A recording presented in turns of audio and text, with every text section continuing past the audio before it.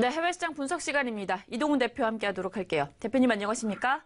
예, 안녕하세요. 네, 일단 뉴욕 증시 마감 현황부터 살펴보도록 할게요. 고용 지표가 부진했음에도 불구하고 사상 최고치가 나타난 것으로 확인되고 있습니다. 시장 흐름부터 좀 파악해 보도록 하죠. 예, 말씀하신 대로 미국의 12월 고용 지표가 발표가 됐는데요. 예상치를 좀 하회하는 그런 모습이 나왔습니다. 그렇지만 세부 항목으로 봤을 때는 그렇게 큰 문제가 없다라는 점, 그다음에 오히려 이런 어떤 고용 지표 부진은 금리 인상이 늦춰질 수도 있다, 속도가 좀 천천히 될 수도 있다, 이런 분위기에 힘이 실리면서 3대 지수가 오히려 강세를 보이는 그런 흐름으로 나타났습니다. 이제 일단 12월 나왔던 지표부터 먼저 살펴보면 실업률은 4.1%, 그리고 비농업 일자리는 14만 8천 명 정도 기록이 됐는데요. 비농업 일자리 예상됐던 수치는 대략적으로 19만 명 내외였습니다. 19만 명에서 18만 명 그 정도 사이였는데 예상치를 좀 하회했거든요. 그럼에도 불구하고 시장에서는 이 부분에 대해서 그렇게 크게 의식을 안 했던 것은 우선 시간당 임금이 올라갔습니다. 시간당 임금이 0.34% 정도 올라갔는데 시장의 예상치가 0.3% 정도였거든요. 예상치를 조금 상회하는 정도인데 이 시간당 임금이 갖는 의미는 기존의 어떤 사람들이 임금을 조금씩 더 받는다라는 점, 이렇게 되면 이 사람들의 어떤 소비가 늘어날 수 있다라는 측면이 또 있고요. 그리고 사람들의 임금이 올라갈 때, 그 다음에 신규 고용이 또 늘어나는 그런 경향을 좀 보이거든요. 그래서 시간당 임금이 올라간 걸로 봤을 때는 비농업 일자리가 예상치보다 낮긴 하지만 궁극적으로는 다시 늘어날 가능성이 높다. 시장에서는 이렇게 판단을 했다라고 봐야 될 것 같습니다. 그리고 또 한 가지는 비농업 일자리 수 14만 8천 명도 결코 적다라는 것이 아니라는 겁니다. 즉 보통 완전 고용 상태로 접어들었을 때는 비농업 일자리 수가 10만 명 이상만 유지가 돼도 상당히 고용 상태가 좋다라고 보통 판단을 하거든요. 그런데 예상치가 높았을 뿐이지 일반적으로 봤을 때는 10만 명 이상만 유지가 된다 하더라도 그렇게 나쁜 건 아니기 때문에 시장에서는 이날 나왔던 수치 자체를 그렇게 크게 악재로 판단하지는 않았던 것 같습니다. 오히려 예상치보다 좀 부진하게 나왔던 이제 수치, 그리고 지금 현재 미국에 아주 강력한 한파가 몰아닥치고 있거든요. 이렇게 되면 신규 고용이 1월에도 그렇게 많이 늘지는 않았을 겁니다. 즉 12월과 1월에 신규 고용이 그렇게 늘지 않았다면 올해 전체적으로 봤을 때 금리 인상 속도가 상당히 더뎌질 가능성, 당초 한 3차례 정도 예상되고 있는데 3차례 또는 2차례 정도의 금리 인상이 단행될 가능성이 오히려 높지 않나, 이렇게 이제 투자자들이 생각을 하면서 저금리 상태가 상당히 길어질 가능성에 대해서 투자자들은 호재로 인식을 했던 것 같습니다. 이날 발표를 했던 연준 인사들의 어떤 발언도 이런 부분들을 좀 뒷받침했는데요. 패트릭 하커 같은 경우는 올해 금리 인상이 2차례 정도 진행될 것으로 전망을 한다, 이런 발언을 했는데 물론 이제 다른 연준 인사는 3차례 정도의 금리 인상을 발언한 사람들도 있었습니다. 그렇지만 3차례라는 거는 기존의 어떤 입장과 크게 다르지 않기 때문에 새삼스러운 재료로 작용하지는 않았고요. 패트릭 하커 같은 사람은 2차례, 그러니까 지난주에 금리 인상이 너무 빠르면 경기 침체를 초래할 수도 있다, 이런 발언이 나온 적도 있었는데 이날 하커 같은 경우는 올해 금리 인상 2차례 정도가 적당하다라고 생각을 한다, 이런 발언을 하면서 시장의 어떤 저금리 기대감을 다시 한번 확인시켜주는 그런 모습이 나왔습니다. 그리고 이제 특징주도 시장에서는 주목을 받았는데요.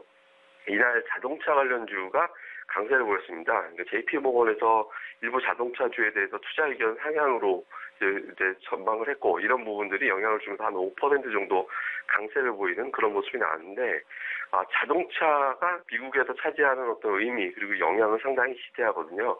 그러니까 제조업에 결정적인 영향을 주고, 그다음에 또 한 가지는 자동차 산업이 활성화될 때는 미국 사람들의 이동이 활성화될 때고, 그때는 경기가 좋고 소유 활동이 활발한 것으로 그렇게 판단을 하거든요. 그래서 자동차주에 대한 어떤 투자 의견 상향된 점도 역시 증시에 우호적으로 작용하는 그런 재료가 되면서 3대 지수가 모두 강세를 보이는 그런 모습으로 마무리가 됐습니다. 네, 지표들도 확인을 좀 해보도록 하죠. 유가 같은 경우에는 3년 내 최고가에서 좀 밀려난 것 같고, 달러가 초반에는 하락했는데 반등했나 봐요. 어떤 현황인가요? 예, 달러 같은 경우는 미국 고용 지표가 부진하게 나오면서 초반에 이제 밀리기도 했습니다만은 중반 넘어가면서부터는 이제 꾸준하게 어떤 반등하는 그런 모습이 나타났습니다. 우선 이달 하순에 이제 FOMC가 진행이 되고, 그리고 최근에 미국의 어떤 시간당 임금이 올라가는 등 실제로 고용 지표 자체는 그렇게 나쁘지 않다라는 점, 미국 경기에 대한 어떤 기대감이 꾸준하게 어떤 작용을 하다 보니까 소폭 반등을 하는 그런 모습이 나타났습니다. 그렇지만 이는 뭐 그동안에 달러화가 워낙 큰 폭으로 또 하루하루 큰 폭으로 좀 빠졌기 때문에 일종의 어떤 저점 매수세가 살아났다 이 정도로 보여지고요. 궁극적으로는 미국의 금리 인상 속도는 상당히 더디게 진행될 것이다라는 것이 대체적인 판단이고, 그리고 최근 들어서 유럽의 경기 회복 속도가 빠른 데다가 또 유럽은 양쪽 하나 축소를 하기 때문에 유로화의 어떤 강세 요인이 달러화의 강세 요인보다 훨씬 더 많은 편이거든요. 그렇기 때문에 달러화는 궁극적으로는 점진적인 약세 가능성이 여전히 높다 이렇게 보는 시각이 더 많습니다. 그리고 이제 국제유가는 이제 소폭 빠졌는데요. 그동안 이제 많이 올라왔다라는 점, 그다음에 일부에서는 65달러 정도가 현재 수준에서는 국제유가가 올라갈 수 있는 최대치가 아닐까 이렇게 분석하는 시각이 좀 많이 있거든요. 그러다 보니까 올라가는 속도가 좀 제한이 되면서 61달러대까지 올라왔습니다. 그렇지만 최근에 국제유가 흐름을 보면 우선 달러와의 약세 이런 부분들, 그러니까 위험자산보다 안전자산보다 위험자산을 더 선호하는 그런 경향에 따라서 올라간 측면이 있고요. 그리고 글로벌 경기 회복, 그러니까 경기 회복이 되면서 상대적으로 국제유가는 계속해서 수요 증가에 따라서 올라갈 가능성이 매우 높다 이렇게 보는 측면이 좀 있거든요. 그렇기 때문에 일부에서 또 제기하는 65달러 저항보다는 또 다른 쪽에서 분석하는 70달러대 정도까지는 계속 올라갈 수 있다. 이 부분에 더 무게를 두고 있습니다. 그래서 국제유가는 점진적인 상승 다짐할 가능성이 더 높다. 이렇게 봐야 될 것 같습니다. 그 외 지표 보면 변동성 지수는 장중에 등락이 나오긴 했습니다만은 결과적으로는 전일과 별 차이 없는 9.2, 똑같이 마감이 되는 그런 모습이 나왔고요. 야간 소모는 제법 올랐습니다. 외국인 투자자들이 1679계약 정도 매수하는 가운데 0.3% 상승하면서 출발할 것으로 예측이 되는데, 특징적인 것은 지난주 외국인 투자자들의 야간 선물에서 매수가 계속 1000계약이 넘고 있거든요. 보통 야간 선물에서는 외국인들이 1000계약 미만의 어떤 거래를 하는 경우가 훨씬 더 많은데, 연속적으로 계속 1000계약 이상의 매수를 하고 있다는 것은 외국인 투자자들의 한국 시장에 대한 관심이 점차 높아지고 있다는 것을 보여주는 겁니다. 그래서 우리 증시에서 외국인 투자자들의 순매수 기조가 이어질 가능성이 높다. 이 정도 우리는 주목을 해봐야겠습니다. 네, 마지막으로 이제 우리가 살펴봐야 될 이제 주의사항들 좀 살펴보도록 하죠. 어떤 부분을 좀 지켜보면 좋을까요? 예, 우선 이번 주 후반부터는 이제 기업들의 실적 발표가 이제 줄줄이 나오게 됩니다. JP 모건이라든가 웰스파고 같은 금융기관들의 실적 발표를 시작으로 해서 이번 주 후반 다음 주부터는 기업들의 이제 실적이 나타나기 시작하는데, 작년도 미국 경제 상황, 그다음에 미국 주식시장의 어떤 상황으로 볼 때는 예상치를 대부분 상회하는 그런 흐름이 나올 가능성이 높거든요. 그리고 제가 이 방송을 통해서 여러 번 설명을 드렸습니다만은 미국 기업들, 그러니까 미국 어닝 시즌의 특성이 있습니다. 그러니까 한 70% 정도 되는 기업들이 예상치를 상회하는 그런 실적 발표가 나오고, 그리고 그 대부분의 기업들은 실적 전망치는 또 시장의 기대보다 낮게 설정하는 그런 경향이 좀 있거든요. 그래서 비교적 증시에는 무난하게 작용이 되는 그런 모습을 좀 보입니다. 그런데 이번에도 역시 기업들의 실적이 대체로는 예상치를 상회하는 그런 흐름이 나올 가능성이 매우 높다라는 점, 이 부분이 그동안의 기업 실적 대비 주가가 좀 많이 올라간 것이 아니냐 이렇게 이제 경계하는 일부 시각이 있는데, 이런 부분들을 좀 희석시켜주면서 추가 상승이 가능한 그런 어떤 이제 당위성을 좀 설명해 줄 가능성이 높다 이렇게 봐야 될 것 같습니다. 그리고 이런 부분들이 뒷받침되기 위해서는 또 지표도 잘 나와야 되는데요. 이번 주에 도매 재고, 소매 판매 이 지표들이 나오게 되거든요.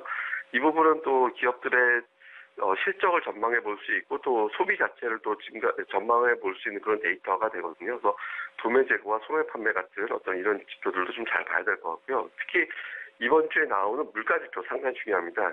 12월 생산자 물가 지수, 소비자 물가 지수 이렇게 나오게 될 텐데, 생산자 물가 지수 같은 경우는 예상치가 0.2% 정도인데 최근에 국제유가가 계속 올라오는 그런 모습이 나타났기 때문에 생산자 물가 지수가 소폭 상향될 가능성이 높거든요. 그래서 적정하게 높게 나온다라면 별 문제가 없겠지만, 예를 들어서 생산자 물가 지수가 0.4% 이상 증가, 전월 대비 이런 형태가 되면 금리 인상에 대한 어떤 설명을 또 끌어올리는, 금리 인상에 대한 가능성이 다시 살아나는 그런 형태의 재료가 될 수 있거든요. 그래서 이 부분들 좀 주의 깊게, 특히 이번 주에 나오는 물가지수 지표 좀 주의 깊게 살펴봐야 될 것 같고요.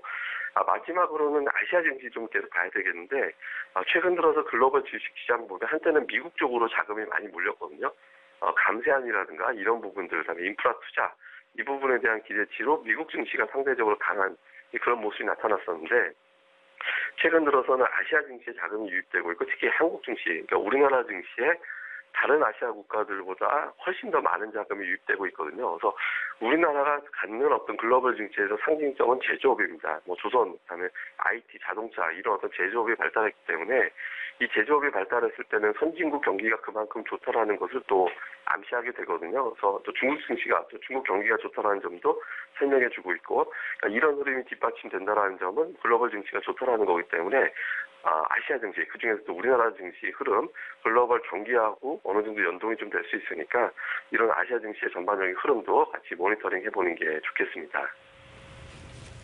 네, 국내 시장도 이제 4분기 실적 시즌을 좀 맞이하고 있습니다. 해외 시장에서도 역시나 여러 가지 기업 실적들 체크해 보시면서 투자 대안 만들어 보시면 좋을 것 같습니다. 해외 시장 분석 시간이었고요. 이동훈 대표와 함께했습니다. 오늘 말씀 고맙습니다. 예, 감사합니다.